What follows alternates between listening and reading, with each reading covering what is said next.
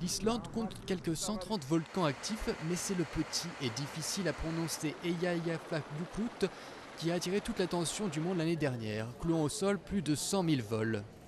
La fermeture de l'espace aérien a frappé en premier le tourisme, y compris ici, mais aujourd'hui de plus en plus de visiteurs se pressent pour voir le cratère encore fumant du volcan qui a provoqué tant de désordre.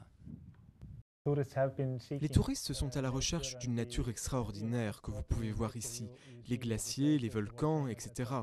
Donc finalement, toute cette affaire a renforcé l'intérêt de l'Islande comme destination touristique.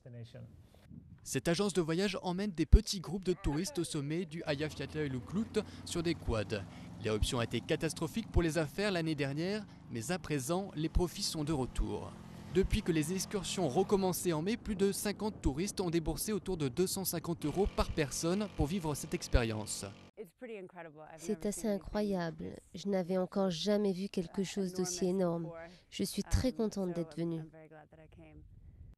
Il est clair que les volcans donnent aux vacances de ces touristes un tour exceptionnel. Mais peut-être pas sans danger, c'est du moins ce qu'estiment certains experts comme le géophysicien Magnus Tumi Gudmundsson. Les volcans sont excitants et les gens veulent les voir, ils veulent s'approcher. Et ensuite, on a le problème qu'il y a trop de personnes au mauvais endroit quand l'éruption se produit. D'autant que la région reste instable, les experts préviennent que le volcan éclat, que l'on voit ici en arrière-plan, peut exploser à tout moment. Pour l'instant, les touristes sont heureux de courir le risque, dans l'espoir de voir quelque chose d'aussi unique, beau et dangereux.